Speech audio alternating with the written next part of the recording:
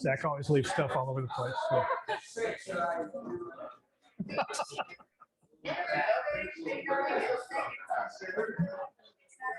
Hey, good morning, good morning, good morning. Welcome, welcome, old people, new people. And by old people, I mean people that have been here for a while, not old in age people, but we can do that if you really want. Let's go ahead and get started. So if you would please stand and join me as we honor our nation with the Pledge of Allegiance. I pledge allegiance to the flag of the United States of America and to the republic for which it stands, one nation under God, indivisible, with liberty and justice for all. Honor the Texas flag. I pledge allegiance to thee, Texas, one state under God, one and indivisible. And if you would please remain standing for just a moment. We have up at the front a POW MIA place that's set. Let's remember those that are not able to join us today.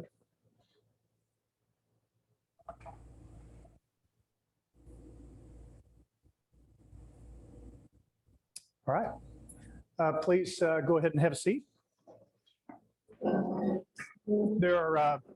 There's some folks that have asked me why we don't stop and do a blessing before we eat. And to me, that's a personal, individual thing. Do it on your own. And I appreciate the people that want to do that. I do it in my own head. So I don't want to push my faith on anybody. And anyway, so before we go into announcements, we got some new folks here. We have new technology. So we actually have Philip Smythe, who is just 90 years old. Is that right? Was his birthday was? Yeah. So Philip, happy birthday, a little bit late. And he's joining us. Thank you. There you go. Awesome. And so he can hear us as you introduce yourself. Please just hold on to that and then say who you are, branch of the military, and then let's pass it around. Patrick Turner, United States Army, retired. Kathy Terrence, United States Army.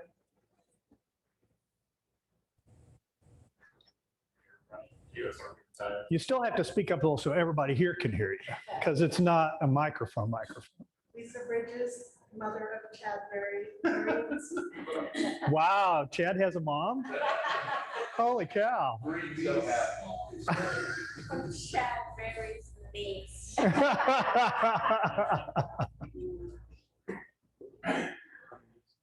Robert Burns, U.S. Air Force.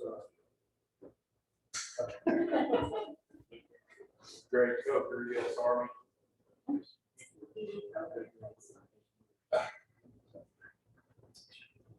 Zach Swallows, U.S. Marine Corps.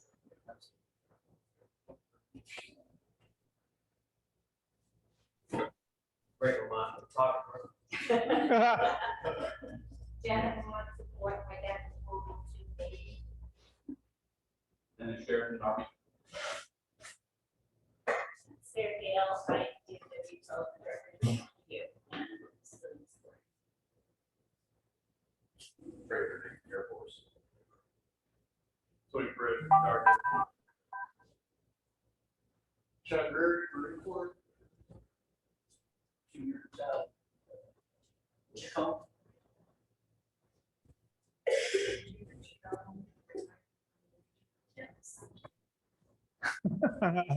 Okay, so it was hard to hear everybody, but that's all right. We'll keep working on this technique and make sure that we get that down for next time. So we got a full day this morning, so let's kind of just jump right into it. Greg, I don't have you officially on the agenda, but do you want to take a minute right now and talk about your book so I don't forget to mention you? This is a great American right here.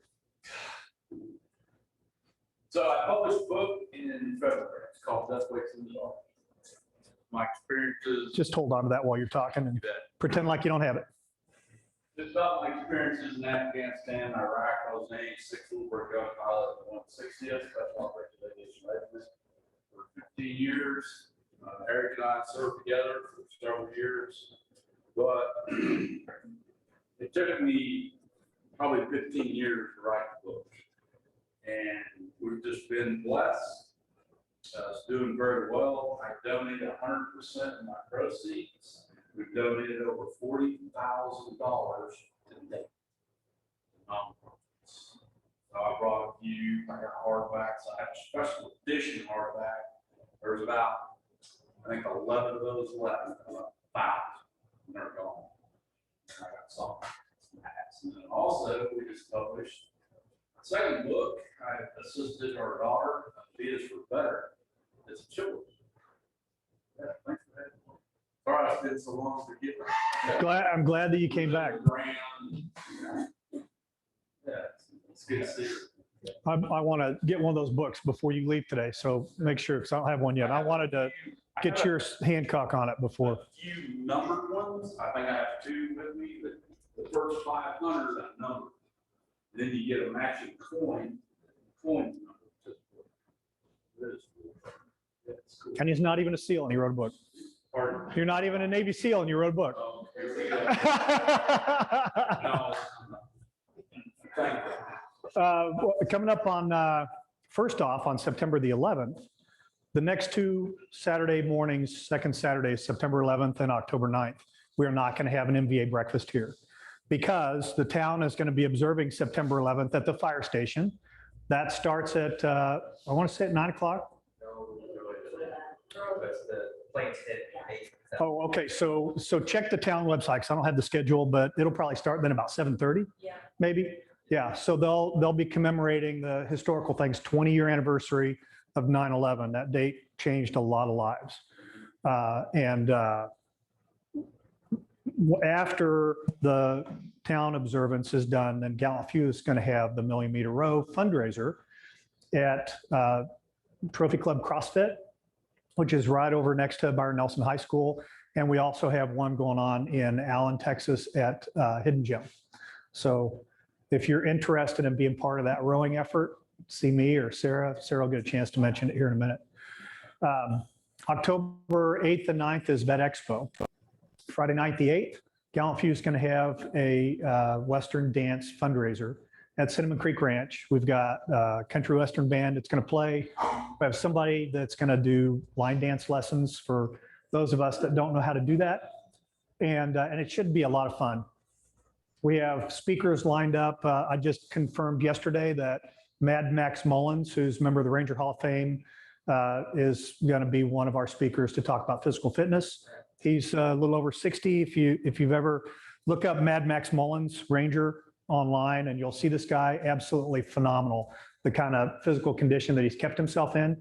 But as he and I were talking on the phone, he retired from the Army as a master sergeant. I didn't serve with him, but I was in at the same time in the same regiment that he was in. And as we got to talking about some of the conditions that people leave the military and some of the black clouds that can hang over their heads, he said, me too. And so there were commonalities. Even though he retired as a master sergeant and he's in the Ranger Hall of Fame, he went through a period of time where he was depressed, he was drinking a lot, and he was trying to figure out life after the military. So his story should be pretty darn cool. State Farm is sponsoring a lunch for us on that day, the 9th, again at Cinnamon Creek. And in the afternoon, Brigade V is going to meet. And Brigade V is the Business Resource Group Association for Diversity and Inclusion of Veterans. So it's all about veterans in business, whether it's American Airlines, Charles Schwab, AT&T, all of these companies have been participating in monthly conference calls. Now we're going to bring them all together the afternoon of the 9th to talk about best practices in how do you find veterans, how do you hire veterans, how do you retain veterans, and then how do you support them while they're working for you. But then beyond that, how does the company do things to benefit the overall veteran community in a patriotic sense, if you will? How do you hold a 9/11 observance? How do you hold a Memorial Day ceremony? How do you do Veterans Day? And a lot of companies don't know how to do that. And when you think that veterans now are about maybe 5% or less of the overall population, with a little over 1% being post 9/11, that means at least 95 out of every 100 people you run into probably not a veteran, if you're a veteran. So a lot of people don't understand the things that are important to those veterans, and they don't understand how to really include them. And there are a lot of them, I talk sometimes about the sea of goodwill. Civilians want to help veterans, but they don't know how to do it. And a lot of times their efforts are misguided and sometimes can create more problems than it should. So let's see. Next, now Veterans Day. Do we have anybody to talk about Veterans Day? We've got a committee that's put together. We're starting to plan it. So more details later, since, man, it's like the next time that we're here, it's almost Veterans Day. So we'll have to get some information pushed out to you guys in the meantime. Any other announcements? Zach, you have an announcement. You can't talk? Come on now.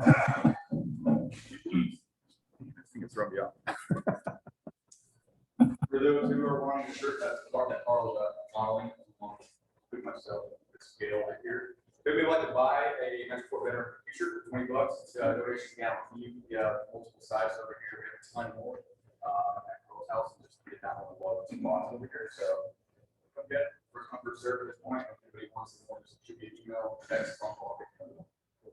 Yeah, so we finally got some shirts. I think Zach did a great job on the design for the Metroport Veteran Association logo. So good job. If anybody wants one, see Zach before you leave. Any other announcements? Sir? I belong to the Convention of States. We meet in the Flower Mound, sometimes at the fire department, sometimes at the library. So next month, I'd like to speak about the Convention of States. It's on the Fifth Amendment, which means that the states could deviate from the U.S. government and be independent. And it's very pro-American, very pro-constitutional, especially in the times that we live. Let's talk about that separate. We'll get you on the schedule so you can talk about that. Thank you. Okay. Bailey, let me go ahead and turn it over to you. You can just have the floor. Just right here? Nope, come on up front, grab that little microphone thing if you want to clip it onto your lapel, and then just forget that you have it on, because it doesn't like magnify. For the benefit of Philip and the recording that we're doing also. Absolutely. How to work with them. But my name is Bailey Wingard, right back there. That is my business partner, Logan Vance. We run a company called Medicare Foundations, which is an insurance company. We're located in Keller. And if I just said Medicare and insurance, your eyes roll behind your head. I totally get it. But we're just going to be here speaking briefly, just providing some education. What we do is we just help people find the best option for them when it comes to Medicare. But we are here today to talk about Medicare Advantage plans are actually specifically for veterans. So if anybody here is receiving, veterans benefits, You want to hand these out? and you're These for- like, what else is there? Oh, they already got them? What else do you want me? Sorry. There are Medicare Advantage plans that are specifically for veterans. I'm going to talk about that. So compared to coverage, Medicare is saying on that, A, and there's information about this in the folder. Medicare Advantage does not have a dental and vision hearing, and then depending on the company that has additional benefits like gym memberships, acupuncture, counter products, still things that you don't really think about until you actually need it, like dental coverage, something like that. But the other huge thing is that original Medicare with that is only a 20% co-insurance. So no matter where you go with services and procedures, tests, you're going to pay 20% of the cost, and it's also no tax to it, which means if something crazy happens, God forbid, something medically expensive occurs, they're going to pay 20% or never, basically. There's no cap for that annual year. With these advantage plans for veterans, there is a cap, and these plans are a $0 premium, so there's nothing additional, and you actually do get money back on your Part B premium. And this is a lot of different, I'm talking about a lot of different Medicare things, so we're obviously here to talk about this more, just a disclaimer. But there's $0 premiums, you actually get money back from your Part B premium, which you do not get typically. So these plans do not have prescription drug coverage because typically for veterans who are receiving VA benefits, you go to VA facilities to pick up those prescriptions. There's no need to have additional prescription drug coverage, it's just not necessary. And so these plans do not have it, which actually provides you extra money to get back in your Part B premium. I want to tell you guys, there's no interference between VA benefits and these Medicare Advantage plans. Completely separate. They're not friends. They're not acquaintances. They don't coordinate benefits with each other. They don't produce benefits. All of that. But we just wanted to provide you guys with some information information. The information that's in there is actually from Humana. They're one of the first Medicare companies to actually provide plans for veterans. There's a lot of other companies that we're brokered with that do provide these plans, but it kind of holds loyalty to the first thing veterans. But thank you guys so much for your time. I really appreciate your service. Both my parents are actually retired Navy, so I feel you guys, as a military brat, I appreciate your sacrifice. But thank you guys so much. Have a good day. Thank you. Did anybody have any questions for Bailey? Oh, yeah. Yeah, dude. All right. If you have, if you're 100% disabled rating, do we not get TRICARE for life at 65? Or do we have? Do you know the answer to that question? I believe TRICARE for life depends on the amount of time that you were in the military.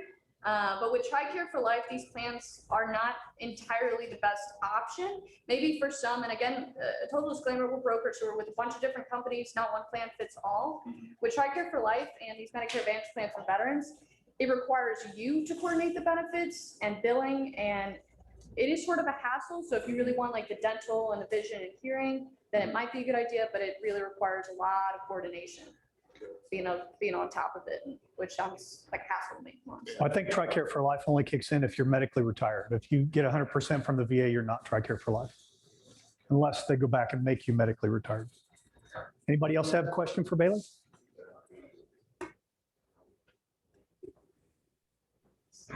Yeah.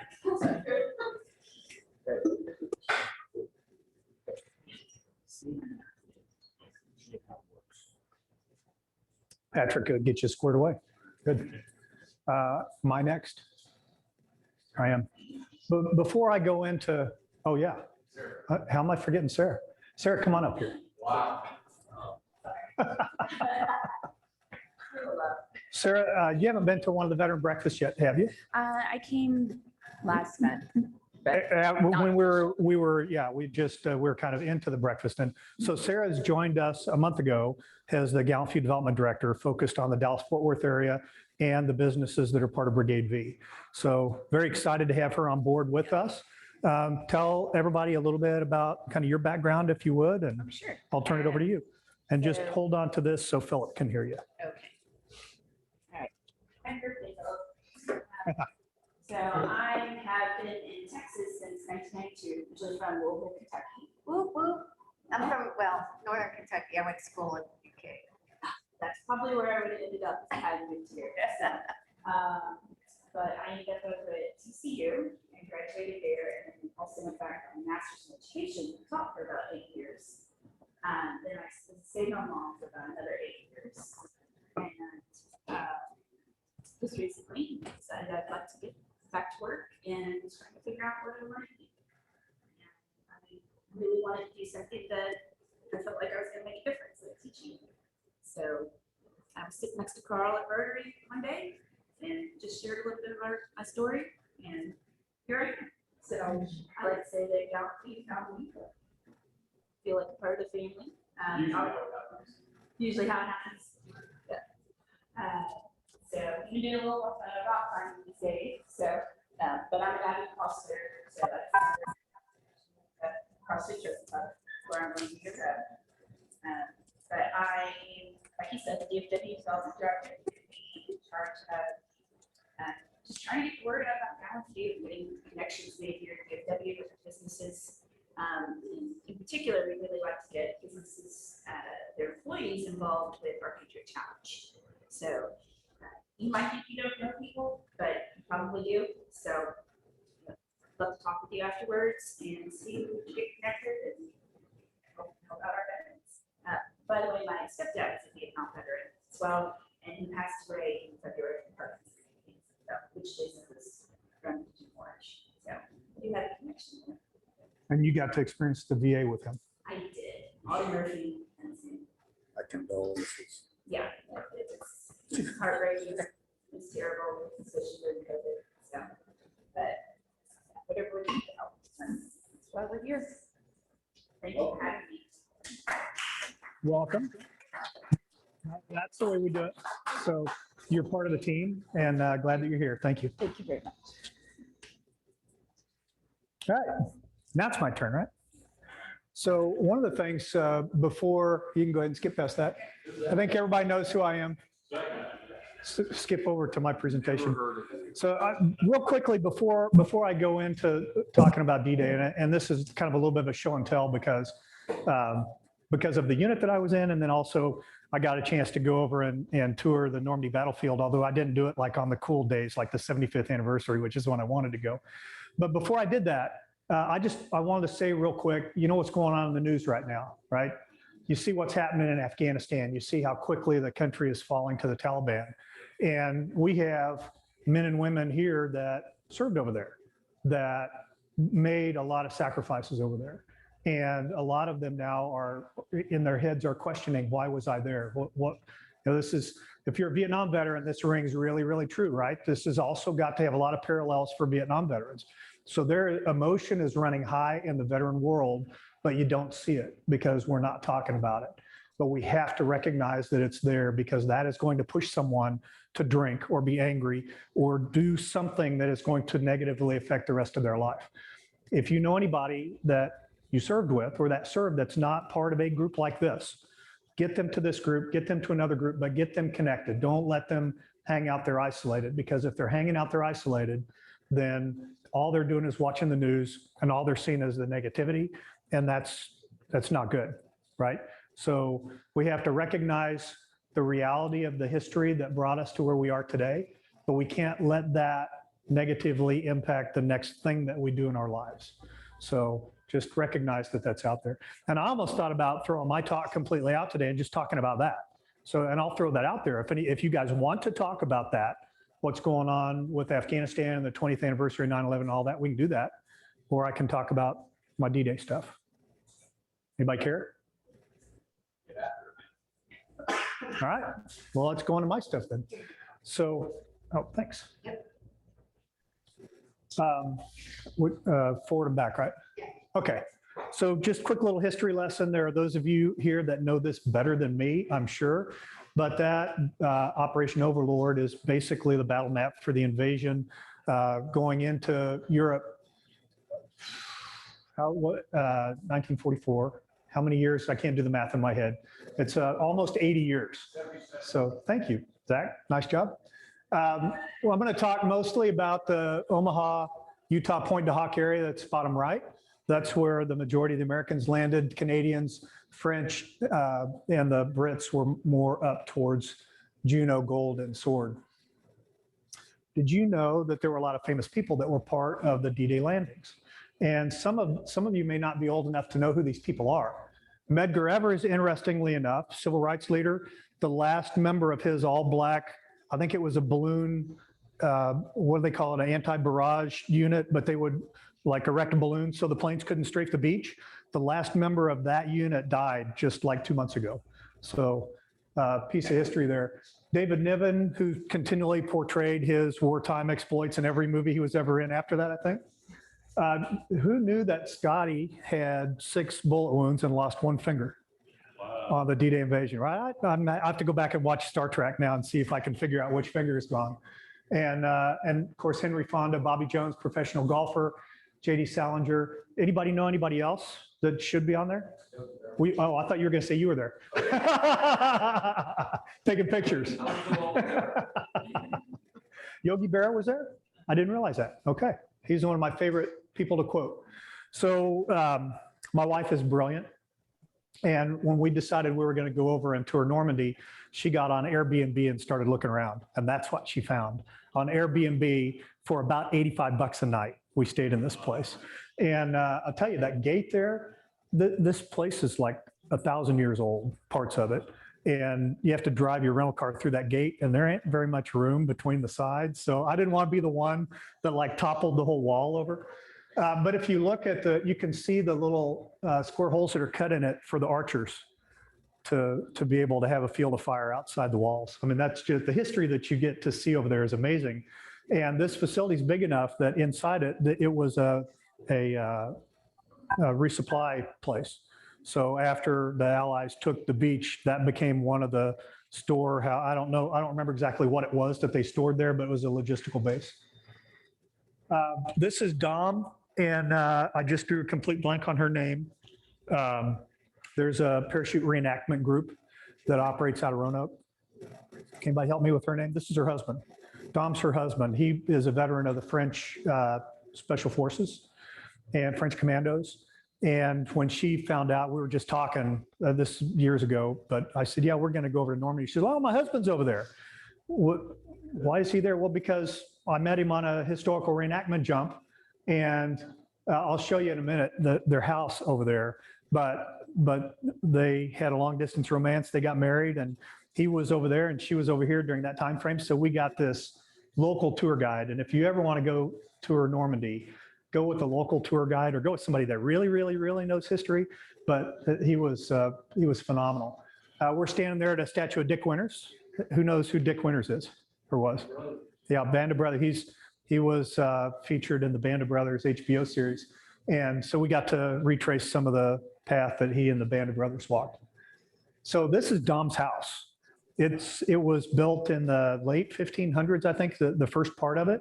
And on the night of the Allied invasion, I think it was General Gavin occupied that for his first command post. And so he and a bunch of other American officers run inside with their maps trying to figure out where they are.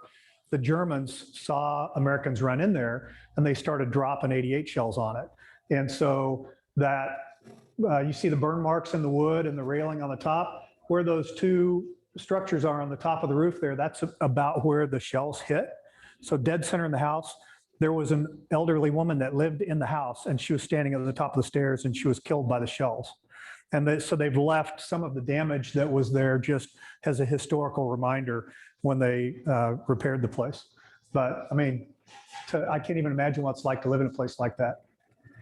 Some of the things that your local tour guide will show you is there's still reminders everywhere of the battle that took place. So this is right across from this famous church. Anybody know what that church is there? Say it out loud. St. Mary Glace. St. Mary Glace. That's if you ever watched the movie, Red Buttons is hanging from the steeple, from the parachute. Well, they still have a parachute up there. I'll show you that in a minute. But from where we're looking, kind of off to the left, is where this bullet crease is in this wrought iron fence. And it's just right across the street from the church. And there was a little church that had a cemetery in it. And that bullet is like permanently welded onto a railing that goes around one of the grave plots. I mean, you just start looking around and can you imagine what it was like on that actual night? So they keep a dummy hanging from the steeple to remind people of the Americans when they came to liberate Normandy.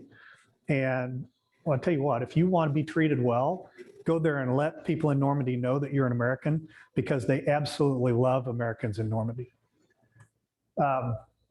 That's a view, the other side of the church.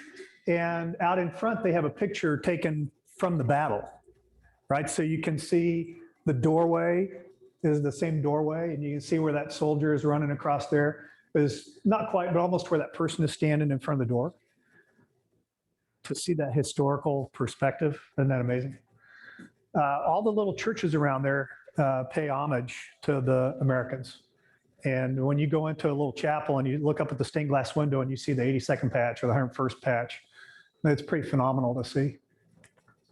There is one of the little chapels, the whole chapel is about as big as this room.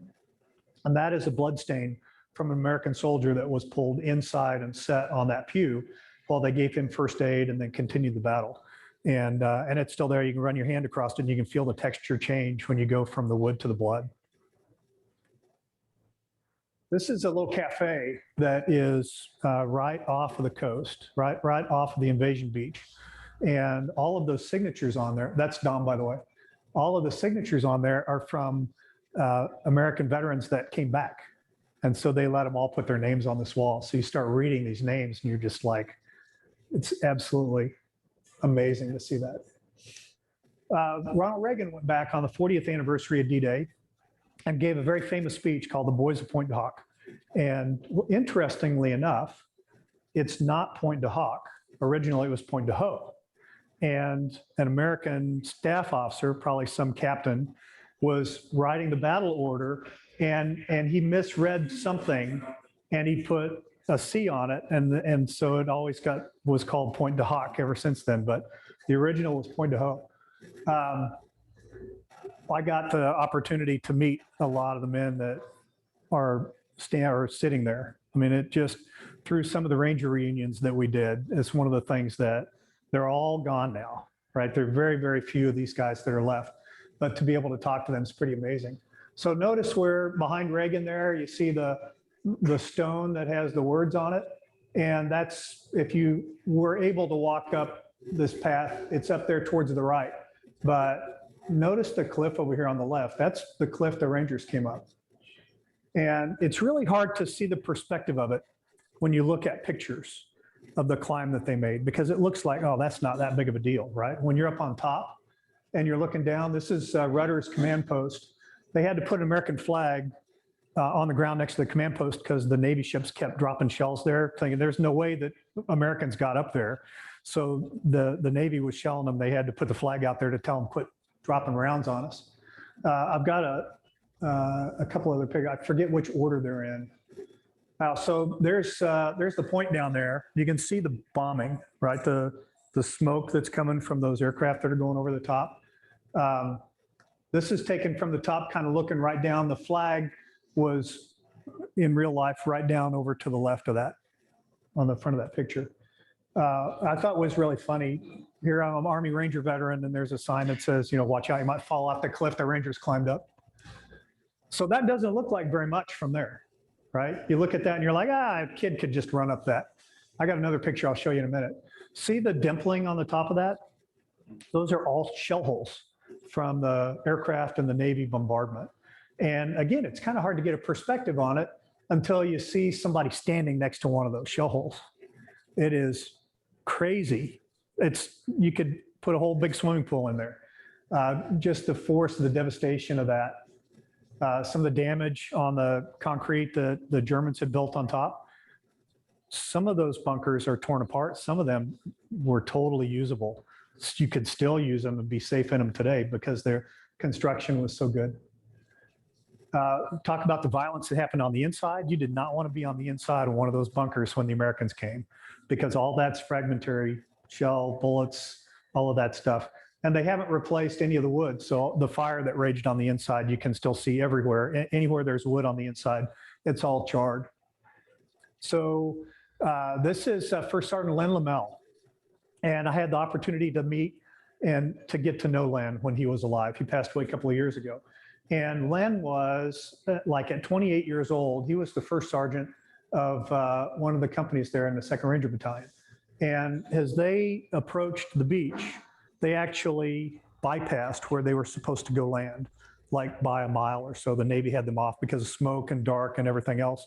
And Rudder had them actually turn around and go back to where they needed to be so that they could get up there, because it was so critical for them to get on top of that point and take out the guns that threatened the whole invasion beach. A part of the 2nd Ranger Battalion were not able to make that turn, and they ended up landing with the 5th Ranger Battalion. So there were a couple of Ranger battalions that actually got intermingled on the battlefield. So if you think, looking at that point and those bunkers there, when the Americans got up there and the Rangers ran into the bunkers, they didn't find any guns in the bunkers. What they found were telephone poles. Right, so the Germans had put things in there to make us think that they had guns, but the actual guns were about a half a mile back next to an orchard, and they were parked in this field. And you can see there, Eisenhower's inspecting after the battle. He's inspecting the damage here. Len Lamell, when he noticed that these guns were not there, he said, the guns got to be here someplace, so let's go find the guns. Or maybe somebody said, First Sergeant, go find the guns. But whatever it was, Len and a young Ranger went looking for the guns. Imagine at night, this battle is going on, and they are going a half a mile down a trail to try to find guns and Germans, just 2 of them. Well, they find one of the guns, and it's unmanned. The Germans are all standing in a formation in the field, just a little ways away from the guns. To this day, nobody knows what they were doing, if they were taking roll or handing out mail, whatever it was, they weren't watching the guns. So Len has a thermite grenade. Anybody know what a thermite grenade is? Right, it's like an arc welder in your pocket. And so he goes up and he puts it on the traversing mechanism of the gun and effectively welds it so you can't move the gun from side to side. And he asked the ranger, how many grenades do you have? And between the two of them, they had like 3, and I think there were 5 guns. So they snuck around and they put these Thermite grenades on the 3 that they could. Then they went all the way back to where the other rangers were, got more grenades, went all the way back to the guns and finished disabling all of those. I mean, can you even imagine the bravery, the fear, I mean, it's just absolutely amazing. We got to walk their path, Carl, who was there in 19. Got that stories. All the way back. So this is, I wish that I owned this. I grabbed a picture of this, but Lamell had autographed it, but that's what the cliffs looked like. So that gives you an idea really of what the angle, the steepness of that cliff that they went up. While Germans on top were shooting down at them. So that's where, remember I said before, look at that stone with the writing on it. That was where Reagan was standing right in front of that. And that's the memorial. Some people say it's supposed to look like a bayonet. I don't know exactly. Maybe it looks like something else, but it's kind of interesting.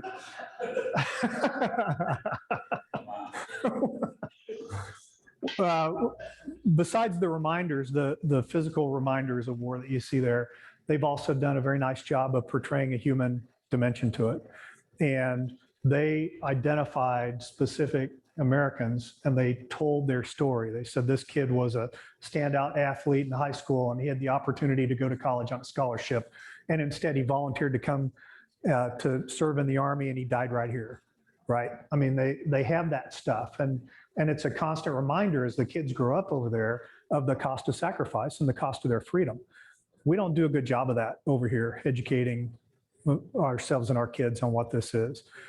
If you ever get a chance to go over there, you got to go read some of these things because they're amazing. Could you imagine getting off of that landing craft and heading towards that beach and all that smoke there, you can't see, but those cliffs are behind the smoke, right? That's how much the visibility was degraded. But besides that, they landed at low tide. Anybody know why they did that? Because of all the obstacles that were out there, the mines and everything else. So they landed at low tide, so they would avoid all the mines and obstacles that are on the beach. But then what happens? You got to go a half a mile across open beach while German machine gunners are shooting at you, right? The benefit was that all the smoke that was there, they're kind of firing kind of blind. But if a German had a good shot at you, you didn't have a chance. General Dutch Coda was with the 29th Division, which actually was a National Guard division. And he was one of these men that while everybody else was laying on the sand, trying to get deeper into the sand, he was standing up and he was walking over to them and he was saying things like, you know who's going to stay on this beach? The dead and those who are going to die. So you better get your ass up and move. And that's what he did. He walked up and down the beach and he motivated people to go. When he found the Rangers, he said something to the effect of, oh, you guys are Rangers? Well, lead the hell the way off the beach. And Rangers lead the way became the motto of the Ranger Regiment. But it came from that general walking up, seeing a bunch of Rangers, not moving forward and saying, okay, you guys, it's time to live up to your name, move out. And that, if you watch the Saving Private Ryan, that was the 5th Ranger Battalion, that was what was portrayed and as they blew the breach and went through the wall. So just kind of moving forward into history, in 1974, some of you experienced the Army in 1974, but I went into the Army in 1983, and there were some remnants of the draft was left when I got there, right? There were a lot of soldiers that had been drafted. I had a lot of Vietnam veterans. One of my squad leaders and my platoon sergeant when I was a 2nd lieutenant, were all Vietnam veterans. And so the current leadership of the Army was trained by Vietnam veterans. I mean, Vietnam veterans need to be very proud of that fact. But the Army was going hollow on the inside because it was trying to transition from this draft force to an all-volunteer force. And being a Vietnam veteran wasn't very popular. So Vietnam veterans would not even tell. If you've ever heard Mylan tell his story, he wouldn't tell anybody that he served in Vietnam when he got back because of the way people were being treated. So they hid all of that stuff. So what happened in the Army, you had officers telling soldiers to do things and the soldiers telling officers where to stick it because it was this whole thing was going the wrong direction. The battalion that I served in at Fort Lewis, 2nd to the 60th, their battalion commander, 3 years before I got there, so late 70s or right around maybe 1979, 1980, that battalion commander was giving an Article 15, which is a punishment to one of the soldiers. Well, that battalion commander liked to ride his bike for exercise, and that soldier knew it. So a soldier waited, ambushed him, and shot him while he was riding on his bike. I mean, that's the kind of some of the things that were going on in the Army at this time. Creighton Abrams, who the Abrams tank is named after, as Chief of Staff of the Army, he's looking at this and he's thinking, how am I going to, we got all volunteer people now, right? We can't force anybody to go in the Army now. So how are we going to develop a professional fighting force with people that just volunteer to be here? And what he did was he put together a plan to find those that volunteered the most, because if you're going to volunteer for the Army, that's one thing. If you're going to volunteer to go into the Rangers, that means you have to volunteer to jump out of airplanes. I mean, there's all of these things that you have to do. So you already have people that are very motivated. So he said, we're going to create a Ranger battalion, actually 2 of them. But 1st Ranger Battalion was the first one, 1974. He wrote the charter that, I think I got the charter word for word up there. Yeah, well, most of it. But the intent was that that battalion would set the standard for the way the Army should do things. But then those people that served in that battalion, about 800, all men at that time, now they're women, but that they would not be allowed to stay there for their whole career. They could go serve there, but then they had to go out to the Army and serve in the big Army someplace, and then they could come back to the battalion, but then they had to go back to the Army. So as a lieutenant, lieutenant can't go to a Ranger battalion unless the lieutenant has served in big Army in that role first, right? So it's a back and forth interchange that takes this group of individuals that are very highly motivated, very highly skilled, and have been given wonderful resources to be excellent. And then they go out to another unit, and they go out to that other unit. And if that other unit is not meeting the standard, now you have a Ranger there that's saying, no, that's not how we do this. Let's redo it and let's do it the right way. When I went in 1983, the only people in the Army that said "Hua" were Rangers, right? And now anybody in the Army, you go, "Good Morning America," and they got some logistics person that said, you name the place in the US, and Good Morning America is like, say hi, and they're like, "Hua." And now the Rangers are the only ones that don't say it because the rest of the Army says it. But it's just an example of that mentality. You know, you get a glass of water and you drop a little salt in it, eventually that whole glass of water is going to be salty. And that's what Creighton Abrams did when he wrote the Abrams Charter. It's something that the professionalism of the Army, Desert Storm-wise, going into the Gulf War, and that brought the rest of the branches of the military, I think, professionally up as well. But it goes back to what that guy did, in my opinion, forming the 1st Ranger Battalion. And not just because I served there, but it was the touch point that made things start to change. I think this is a video. Can you click and see if you can play a video here?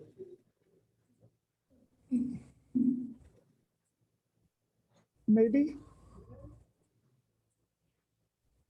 Well, maybe not. Let's go ahead and go past it. So one of the programs that we have, that GallantFew has, is called GallantFew Rangers. It used to be called Darby Project, but as we rebranded and we went back to our red, white, and blue logo instead of the black and gold, we started looking at ways to tie the GallantFew name more strongly to the community. So GallantFew Rangers became a thing. That's me, that's Desert Storm shot, me in Kuwait. That's me in Panama, and that's me over Georgia someplace in a helicopter.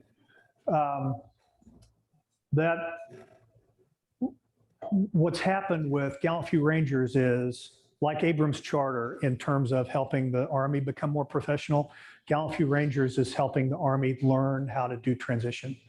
And we just opened this, we call it the Ranger Outreach Center, because anything that's Ranger associated has to have Ranger in front of it.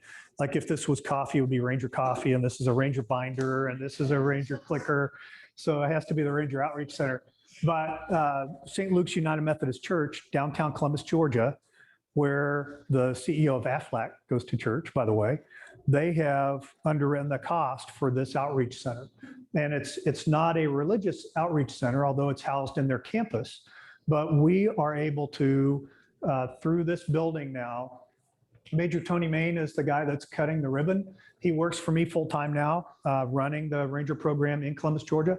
And every week he gets a handful of active duty Rangers that are walking in there, sitting down with him, talking about the realities of transition, how they can be better prepared. And we're doing things there that the Army should be doing, but they're not. Well, I'm not going to try and play that video. When we put the presentation out, we'll include the links on the Facebook site. So if you guys want to go watch that, you can.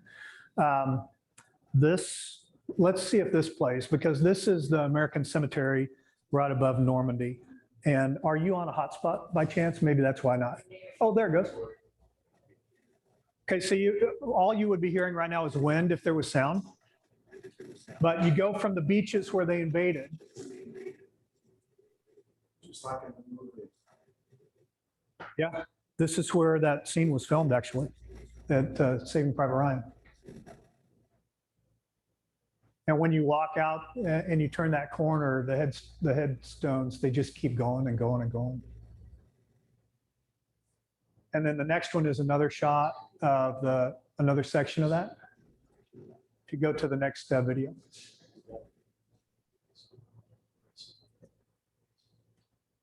Now click that one again. This is another section of the cemetery.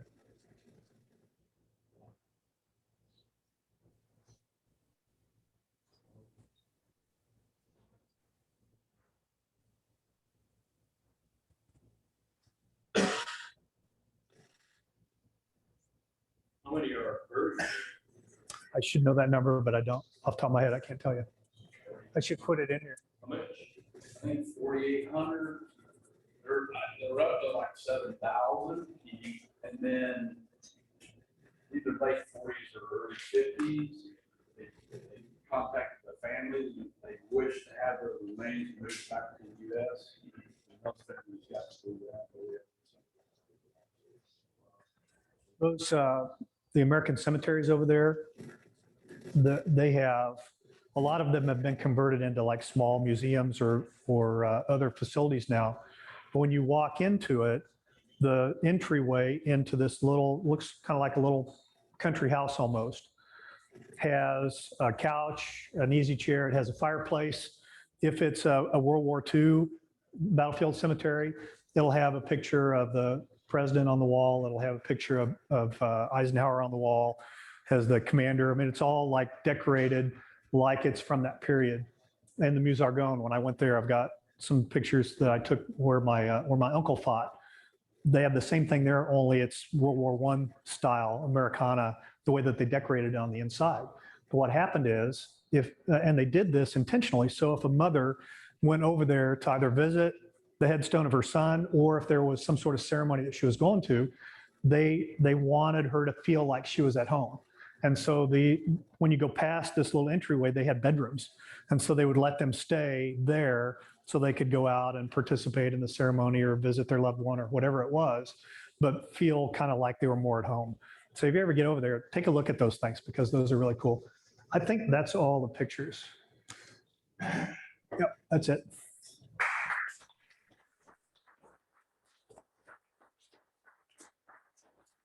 Comments or questions? Greg, I know you've been over there. Who else has been over?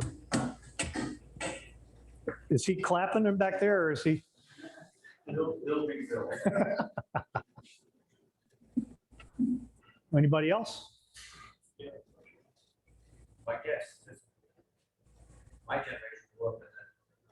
Nobody really had no blood, no guts. Holy chapter called that. Saving private life, whole aisle thing. That people could actually get shot in the car. Oh, you say, with a couple of we'll coach with the helmet. And then how close it was, like the old Civil War. Right there, face to face. Mhm. Yeah, that's probably the best depiction of D-Day that they'll ever make. Anybody else? Okay, so we got to rethink our schedule here because next month, being September the 11th, we won't be here for breakfast. Then the following month, GallantFew is doing Vet Expo, so we want you to come out there. But then the following month is Veterans Day. And do you know off the top of your head, Zach, what day of the week is Veterans Day? It's Sunday? Well, we got Monday, Thursday, Sunday, Veterans Day is a Thursday. Thursday. Okay. All right. So do we want to meet here? The second Saturday should be the Saturday following Veterans Day. We want to meet on that day? Sure. All right, let's do it. That'll be the next time that we actually come together. So watch the Facebook page and watch email for information about the Trophy Club Veterans Day observance, because I'm pretty sure we're doing that on Veterans Day, not on Saturday. We'll do that on Veterans Day. All right, Patrick? Yes. Just here, let me do this so you don't think you're using it like it's a Okay. loudspeaker. All right. Here we go. I've known Karl for a lot of years. He's a great supporter of our particular organization. My name is Patrick Turner. I'm on the board of directors of North Texas Warriors Golf Association. Zach plays with me too as well. What do?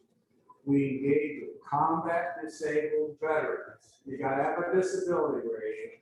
You join our organization and everything is free. You get trained by PGA professionals in the spring of every year. We bring on about 11 people. We're very particular about kind of like who we bring on our organization. Once you do that, we supply you with totally fitted clubs, apparel, and everything that you need to play golf. But you gotta have a disability rating with the VA. You gotta be able to prove it, and we also interview you.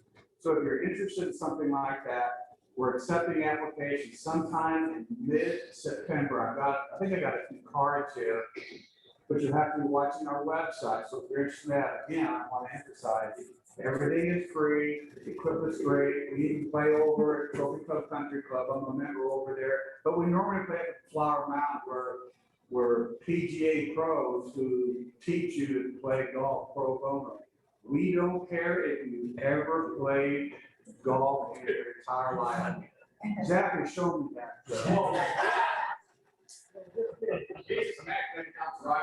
All right, and GallantFew supports us to come out and play. Hopefully we're gonna see both teams. We always sponsor a hole. Sponsor a hole up there up in Flower Mound, but we're gonna open it up online on or around like the 16th or 17th. I think John said the 14th. Something like that. That's when our event is on the 13th, but we're gonna open up on the 14th, and it's open up for about like a week. We get a lot of applicants, but we found out we come in, we screen, and we talk it. It doesn't mean you gotta be a lieutenant colonel. We got way more enlisted people than we do with officers. 30 to 35% are minorities. It's a very open and diverse, great outfit too. So if you're interested, see me offline and I'll tell you how to, if you're interested, how to put in your application and you put it all online. Okay? Thank you. Patrick. Also, come out and play in the tournament, right? So get registered and go support that event. It's all filled up. Is it really? It's all filled Oh, up. well, come out and volunteer and hand out water bottles. You come do something. But no, that's a great event and we're proud to be part of that. Anybody else have anything for the group? All right. I think that Emily's in charge of the ceremonies at the cemetery here. That for Memorial Day. That is correct. Yep. Veterans Day will be different. We won't be at the cemetery. We'll be at the actual Veteran Memorial. And if you bought a brick through the last round, they are in. So you can go over there and you can see the finished bricks. There are only about maybe 100 blanks left. And the town is still selling them. So it's on the town website. You can go get a brick. They're only like 45 or 50 bucks. And you can get, it doesn't have to be you. You can get it for someone else. So I've got one there for my best friend and for my dad, my stepdad, who is my biological dad, but now he's my stepdad. And yeah. You want to hear that story real quick? No. So you're gonna hear it. You're gonna hear it because I got like 30 seconds. No, my biological father was in the Army. I was born in Heidelberg, Germany. And he walked out on my mom when I was 4, had a 2-year-old sister, and my mom was pregnant. And I never saw him again until I was 21 years old and going into the Army. And that's a different story that I won't go into now. But when I was 12, my mom remarried, and my last name changed from Votter to Monger when I took my adopted dad's last name. Well, he passed away. It's been about, it's been 12 or 13 years ago, he passed away. And 2 years ago, my biological parents reconnected and ended up getting remarried. And so, right? So my biological father is now my stepfather. And yeah, I should get a counselor or something. But it's, what's amazing is the power of forgiveness, right? Because my mom is, she really opened up her heart and gave him the opportunity to talk to her, and has that developed, and they decided to get remarried. So I actually have 2 half brothers and a half sister also that I've seen a couple of times, not very much. So got to see them more in the last 2 years than ever before. So anyway, well, if nobody has anything else. Hey, Carl, just real quick. Greg? Edie and I had the Delta variant of COVID. We're not now. It's because you always have to overachieve.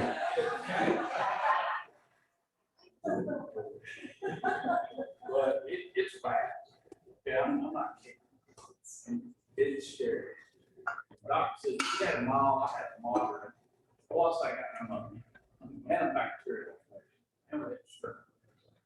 But long story short, some guys from our community reached out and found out we were sick. One's former ranger, one is a ranger doc, the other's Dixon. So they put us on this ivermectin protocol.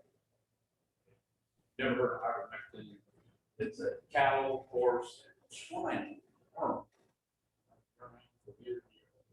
Man, I fight. Again, 40, 50 years of science about the drug, the big pharma, and the government does not want you to know about it. Okay? It turned the corner for us. I'm talking literally hundreds of people on this ivermectin. There are certain units out there that are using it because they refuse to give our special operations guys the vaccine. They don't know what to do. Just keep that in your mind. Go to the feed store, buy it. It's $28 for a 50 milliliter bottle. Draw it out with a syringe. Put about 3 milliliters in a cup. Mix the water, drink it, do that twice. You should take 2 milliliters a week. Email me the name of that, and then we can put that out in the MVA Facebook page. It's bad stuff, folks. And we live in Grant, and we have 74 people in the hospital. Just be careful. Go get some ivermectin. I feel it's not sure. All right, anything else? Thanks, everybody, for being here. Appreciate y'all.